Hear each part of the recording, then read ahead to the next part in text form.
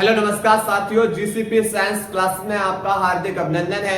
आशा कर रहे हैं कि आप लोगों की बोर्ड एग्जाम की तैयारी अच्छी चल रही होगी और सितंबर से आप लोगों के अनसॉल्व पेपर भी आरंभ हो जाएंगे और जो क्लास है आप लोगों की चल रही है सिलेबस से संबंधित वो बिल्कुल बेटा ऐसी ही चलती रहेंगी और अक्टूबर या नवंबर के शुरुआत वीक तक ये बेटा सिलेबस को कंप्लीट करा लिया जाएगा। क्लियर, चिंता ना करिए और उम्मीद आप लोगों से यह कर रहे हैं कि यह जो YouTube परिवार है, अपना एक छोटा परिवार है, यह बहुत बड़े परिवार में बदले, ये आप लोगों से बहुत उम्मीद है। चलते हैं अपने टॉपिक की ओर। जैसा कि फिजिक्स में जहां लास्ट लेक्चर में क्लास को छोड़ा था उसी क्लास को आज हम आगे फिर से लेकर आए हैं और अब आज अध्ययन करने वाले हैं संधारित्र का। संधारित्र से बोर्ड एग्जाम के अंदर एक प्रश्न पूछा जाता है 3 नंबर का, महत्वपूर्ण है। चलो समझते हैं संधारित्र को क्या है। देखो, संधारित्र एक प्रकार का ऐसा समायोजन है जिसमें किसी चालक की आकार में परिवर्तन किए बिना उसकी धारिता में वृद्धि की जा सकती है। क्लियर, क्या बताया? संधारित्र एक प्रकार का ऐसा समायोजन है जिसमें किसी चालक की आकार में परिवर्तन किए बिना उसकी धारिता में वृद्धि की जा सकती है। क्लियर, लिखेंगे बेटा, संधारित्र एक प्रकार का ऐसा समायोजन है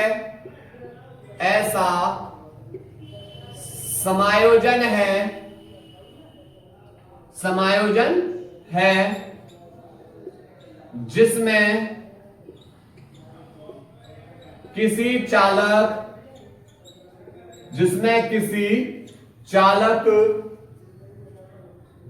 के आकार में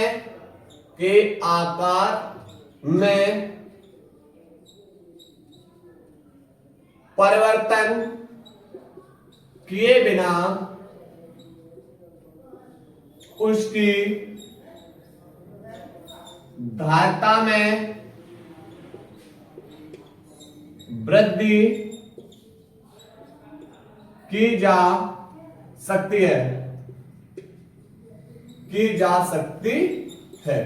क्लियर, तो संधारित्र एक प्रकार का ऐसा समायोजन है जिसमें किसी चालक के आकार में परिवर्तन किए बिना उसकी धारिता में वृद्धि की जा सकती है।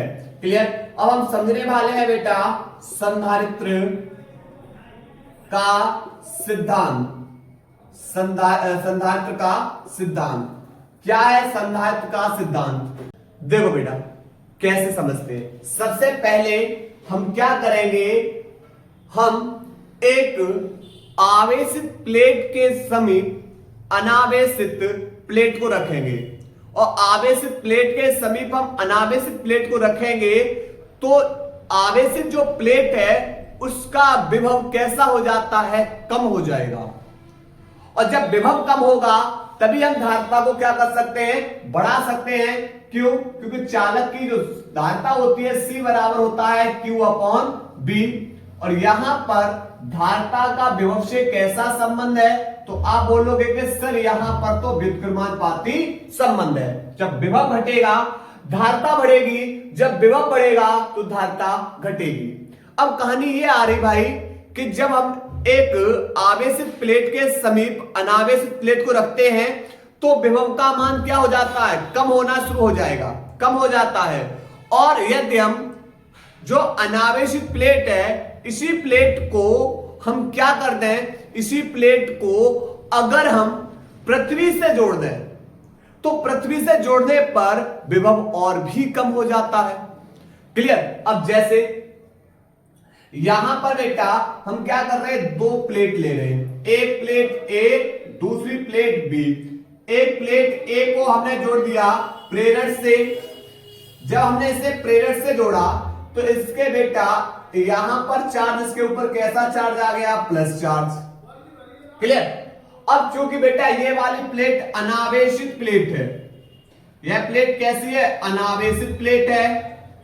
अब ये किसके संपर्क में रखी हुई है? आवेशित प्लेट के संपर्क में रखी हुई है। कितनी दूरी पर मैंने मान लिया? डी दूरी पर। तो यह अनावेशित प्लेट इस वाली प्लेट से प्रेरित होगी और प्रेरित होने के बाद भैया इसके जो बेटा चार्ज है, जो प्लस वाला है वो माइनस की ओर, माइनस वाला है वो प्लस की ओर बेटा हो जाएगा। तो इस प्लेट पर अगर प्लस है तो इधर इसकी ओर बेटा कौन आ जाएगा? अंदर की ओर माइनस चार्ज। कैसा चार्ज आ जाएगा? माइनस। और इसके बाहरी प्लेट पर बेटा चार्ज कैसा आ जाएगा? प्लस। बाहरी चार्ज कैसा आ जाएगा? प्लस।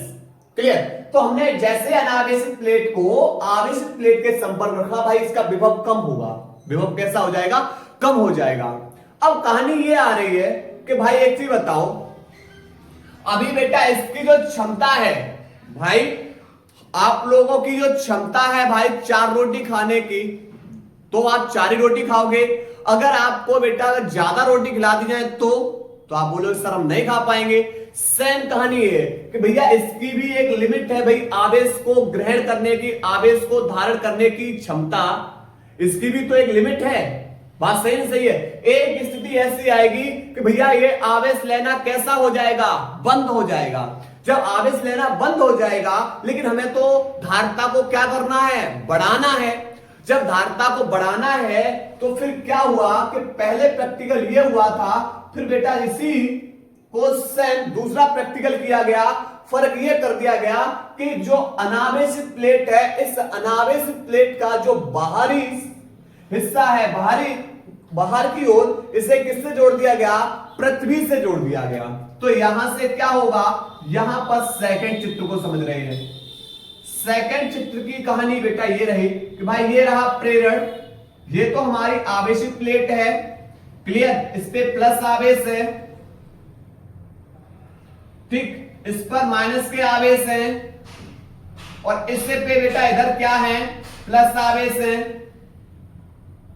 लेकिन इसे बेटा किससे जोड़ दिया गया? इसे जोड़ दिया गया पृथ्वी से। किससे जोड़ दिया गया? पृथ्वी से। यह पृथ्वी है और पृथ्वी पर विभव सदैव कैसा होता है? शून्य होता है। क्यों? क्यों भैया? पृथ्वी पर आवेश ग्रहण करने की जो क्षमता होती है वह कैसी होती है? अनंत होती है। पृथ्वी पर आवेश ग्रहण करने की जो क्षमता होती है वह कैसी होती है? अनंत होती है। अब बेटा इसे हमने किससे जोड़ दिया? पृथ्वी से जोड़ दिया। और पृथ्वी पर बेटा कैसा आवेश है? ऋण आवेश। तो ये वाले बेटा जो धन आवेश है वह किधर जाना शुरू हो जाएंगे? पृथ्वी पर। कहां जाना शुरू हो जाएंगे? पृथ्वी पर। आप चाहे बेटा इसे कितना भी आवेश दो, इसकी जो बी प्लेट के जो बाहरी परत पर जो आवेश होंगे वो सबके सब कैसे हो, कहां चले जाएंगे? पृथ्वी पर। यानी हम बेटा जो ये चालक हैं, उन चालकों के आकार में बिना परिवर्तन किए हम किसको बढ़ा दिया? इसकी धारिता को बढ़ा दिया। यहां पर धारिता रुक गई थी, लेकिन यहां पर धारिता को हमने क्या कर दिया? बढ़ा दिया। कब? जब हमने इसे किससे जोड़ दिया? पृथ्वी से। तो यह किसका सिद्धांत है? यही बेटा हमारा संधारित्र का सिद्धांत है। क्लियर?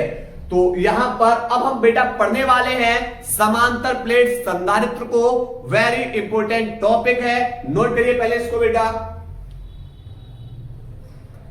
इसके बाद समझने वाले हैं महत्वपूर्ण हेडिंग यूपी बोर्ड 2026 के एग्जाम की दृष्टि से वेरी इंपॉर्टेंट टॉपिक है। चलो किस तरीके से हम बताएंगे समांतर प्लेट संधारित्र की धारिता। सबसे पहले हम क्या करेंगे? सबसे पहले भाई हम 2 प्लेटें लेंगे। आप बोलोगे बिल्कुल सर, एक प्लेट हमने मान लिया एक्स है, दूसरी प्लेट हमारी वाई है। प्लेट एक्स को हमने क्या कर दिया? प्लस क्यू आवेश दे दिया। किसके द्वारा दिया आपने? प्रेरण के द्वारा आपने इसे प्लस क्यू आवेश दिया। ठीक, और इसके संपर्क में डी दूरी पर रखी हुई है एक अनावेशित प्लेट, और जैसे बेटा इसके संपर्क में आएगी, प्रेरित होगी, तो इसके अंदर भाग पर कैसा चार्ज आ जाएगा? ऋण आवेश। और इसका जो बाहरी सतह है, जो वाई प्लेट का जो बाहरी सतह है, वह बेटा किससे जोड़ दिया गया है? पृथ्वी से जोड़ दिया गया। किससे जोड़ दिया गया है? ये पृथ्वी से जोड़ दिया गया। तभी तो बेटा ये हमारा कौन बनेगा? संधारित्र। क्लियर? अब कहानी कैसे लिखेंगे? लिखेंगे कि माना एक्स व वाई दो प्लेटें हैं, प्लेटों के बीच में कौन है? वायु या निर्वात स्थित है। दोनों प्लेटें एक दूसरे से d दूरी पर स्थित है। माना प्लेट का जो क्षेत्रफल है वह क्षेत्रफल a है, और चूंकि प्लेटों पर एक समान रूप से आवेश वितरित है, अर्थात जब एक समान रूप से आवेश वितरित है तो प्लेटों का जो पृष्ठ घनत्व है वह क्या हो जाएगा? सिग्मा हो जाएगा। क्या हो जाएगा? सिग्मा हो जाएगा। क्लियर? अब चूंकि बेटा ये प्लेटें कैसी है? आवेशित प्लेटें हैं, तो यहां दोनों प्लेटें जब आवेशित हैं तो इनके बीच में कौन उत्पन्न हो जाएगा? वैद्युत क्षेत्र। इनके बीच में कौन उत्पन्न हो जाएगा? वैद्युत क्षेत्र। तो यहां पर देखेंगे कि भैया एक्स प्लेट पर वैद्युत क्षेत्र की तीव्रता कितनी निकली, वाई प्लेट पर वैद्युत क्षेत्र की तीव्रता कितनी निकली।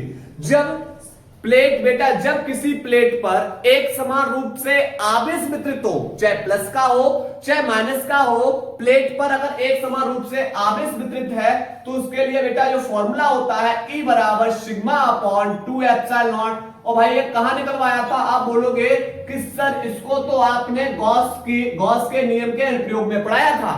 कहां पढ़ाया था? गॉस के नियम के अनुप्रयोग में। बेटा क्लास जरूर पीछे वाले रिवीजन करते रहिए, ठीक है। तो प्लेट पर जब एक समान रूप से आवेश वितरित है तो उसके लिए जो फॉर्मूला होता है E बराबर सिग्मा अपॉन 2 एप्सिलॉन नॉट। अब चाहे प्लेट बेटा हमारी प्लस की हो या माइनस की।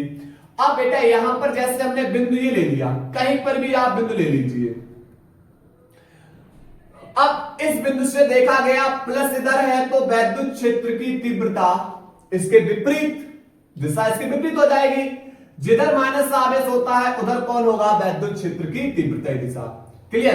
तो यानी इसकी दिशा बेटा किधर है? एक्स से वाई की ओर। इसकी डायरेक्शन एक्स से वाई की ओर, ठीक है।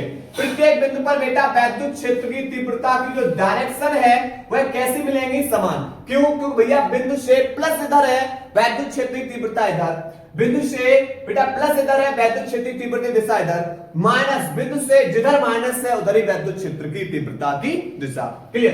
तो यहां पर देखेंगे बेटा प्लेट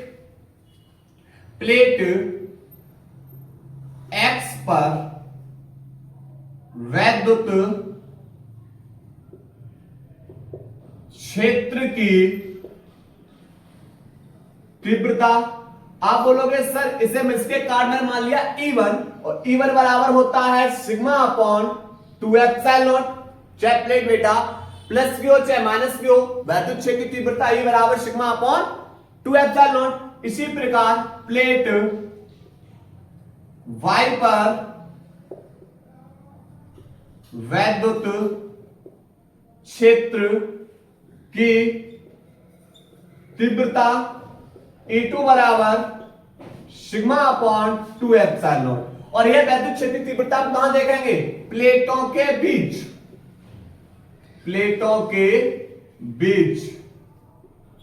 में, प्लेटों के बीच में। क्लियर? तो अब बेटा हम क्या निकालें? जब प्लेटों के बीच में देख रहे हैं तो परिणामी वैद्युत क्षेत्र की तीव्रता।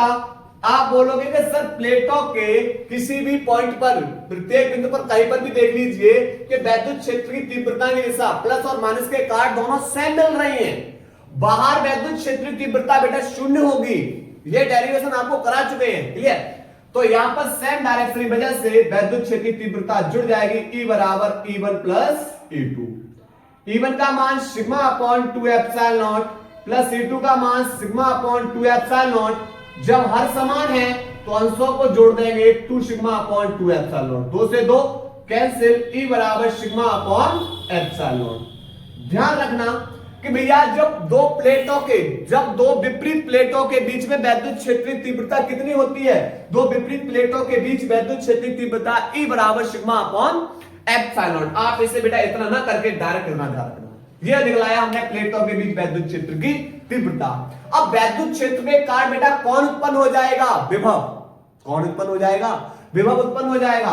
तो लिखेंगे प्लेटों के बीच विभवांतर कैसे निकालोगे? हमने बेटा विभव प्रवणता में फॉर्मूला पढ़ा था कि E बराबर delta B upon delta R, विभव प्रवणता पढ़ा था। तो यहां से हमें डेल्टा बी निकालना है, तो डेल्टा बी बराबर हो जाएगा E इंटू में आर। तो यहां पर V बराबर हो जाएगा E इंटू में आर। आर का मतलब दोनों प्लेटों के बीच की दूरी। तो यहां से E का मान कितना हो जाएगा? Sigma upon epsilon not into में डी। तो यह हमने निकाल लिया क्या? प्लेटों के बीच विभवांतर। लेकिन हमें क्या बताना है? हमें बताना है संधारित्र की धारिता। तो हमें लिखना है संधारित्र की धारिता C बराबर क्या होता है भाई? C बराबर होता है Q अपॉन बी। C बराबर क्या होता है? Q upon B. क्लियर? तो यहां से आप किसका मान पता? आप बोलो सर हमें B का मान पता है, तो बिल्कुल लगा दीजिए। तो यहां से जब B का मान लगाओगे तो यह हो जाएगा C बराबर Q अपॉन बी का मान है sigma upon epsilon not into में डी। ठीक है, एप्सिलॉन नॉट को ऊपर भेज दो तो C बराबर Q इंटू में एप्सिलॉन नॉट बट्टे सिग्मा इंटू कौन हो जाएगा? D.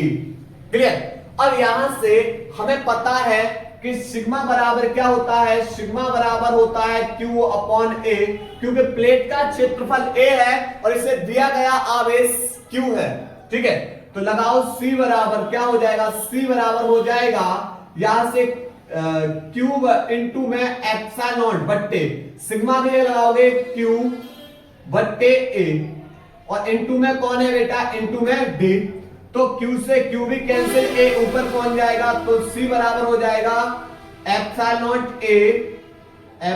Not A upon D। Clear? तो C बराबर epsilon not A upon D। और यह हमारा क्या निकलाया? वायु या निर्वात में समान जो संधारित्र की धारिता निकलाई। किसकी निकलाई? संधारित्र की धारिता। तो अब बेटा पहले यहां तक नोट कर लीजिएगा, उसके बाद तब इसको इधर का रफ करके फिर इसके आगे कहानी समझ रहे हैं। क्लियर? क्योंकि कैसे हम धारिता को बढ़ा सकते हैं यदि इस प्लेटों के बीच में माध्यम का परावैद्युतांक K हो तब धारिता कितनी है। क्लियर? तो पहले थोड़े से चित्र के बारे में लिख ले रहे हैं। लिखेंगे माना x व y दो समांतर प्लेट है जिनका क्षेत्रफल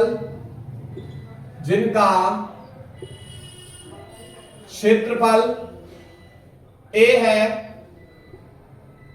प्लेटों के बीच